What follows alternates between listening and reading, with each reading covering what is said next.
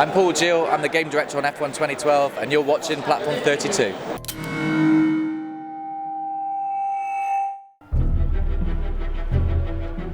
I know nothing about Formula 1 racing, nothing. But loads of other people do, including Paul Jeal from Codemasters, who is the game director on F1 2012.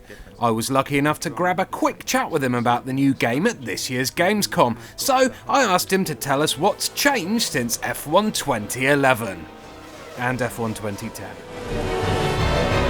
Well, really, we've tried to just overhaul the entire game this year. We're really trying to move things forward for people who are existing fans of F1 2010, 2011, moving the physics system on, moving the weather system on, adding features like adjustable brake bias. But also we're trying to introduce F1 as a game for everyone, really. So it's about skilling people up, educating them on the rules of F1. It's quite a complex sport. We do that through the Young Drivers Test. It's an intro to a game. They learn the basics, the controls, a few of the complexities of the sport before they're unleashed on it. That ties into their career mode.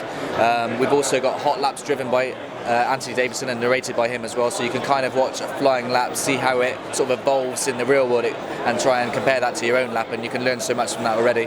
And also just the ability to be able to play test with the new pad controls. We've really refined and finessed them this year. It's a lot easier to be consistent on the pad, which is a really big thing for new players, I think. Added to that, we've got 2 new game modes. That's about adding more sort of bite-sized gameplay. When you've only got sort of 10-15 minutes gameplay experience, we've got Season Challenge and Champions Mode as 2 new game modes that people can play.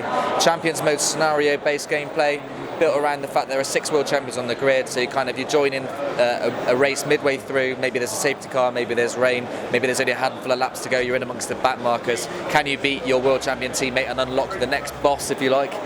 Season Challenge takes your 5-season career, condenses it down into about a 3-hour experience, 10 races, custom calendar. You're picking your rival, saying, I'm going to beat this guy over 2 races. If you beat him, you steal his seat, and it's all about shootout to the championship. Sweet, so it sounds like you guys are trying to make the game more accessible to hardcore racer-phobes like myself, which is nice.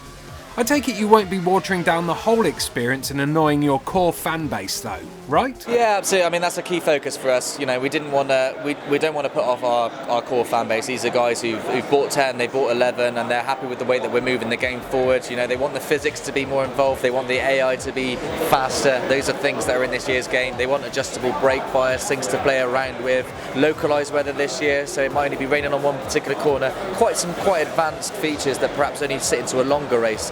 Whereas the more casual fan, you know, they don't really know what KERS is, what DRS is, but they can still enjoy an F1 experience. You know, these are the fastest cars on the planet, and everyone wants to sort of have a go at being a Lewis Hamilton or Alonso. Cars, racing, multiplayer, changes.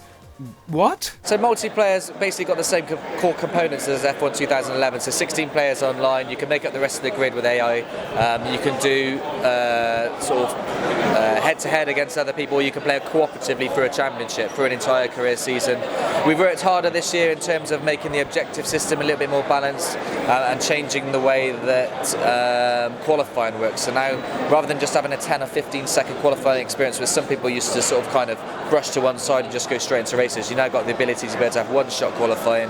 So everyone goes at the same time. It's ghosted, so you can't crash into each other, but there's still the kudos of being the lead ghost and seeing who's winning, and that kind of adds a lot to the multiplayer experience. There's also a demo of F1 2012 on the horizon.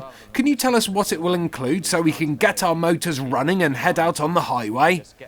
Or something? So the demo is really there to for fans of the sport, you know, of our previous games, to play it, experience it, see how we've moved things forward, and I think that they're going to be buying F1 2012 as well. But also for those ones who perhaps think F1, they're on the fence a little bit, shall I purchase it, shall I not? That's what's there. It's the Young Drivers Test, so, you know, don't be intimidated by it. It teaches you all the basics, and then it unleashes you in your first race of Season Challenge, so you can kind of get a 5-lap race, and you can kind of set the difficulty level. There's easy, medium, hard. There's something there for everyone. Cheers, Paul. Having never been into these types of games, I can't really give an informed opinion on this title. All I can say though is it looks like Cody's have continued to fine-tune this already popular game, and with all the new improvements, die-hard Lewis Hamilton wannabes will be loving the chicane again for another year running. It's blates to see that Cody's want to open the game up to new fans in an effort to garner more sales though, and the addition of more beginner and arcade style modes will certainly help them do that. I'll definitely be downloading the demo when it releases sometime this month, so I can see if the young drivers test can finally convince me that Blur and Mario Kart are not the only races I should be playing. Oh hey, and how's about a quick joke before I go? What sound does an F1 cow make? Moo. That's actually got to be the worst joke ever. Even a sheep would think it's bad.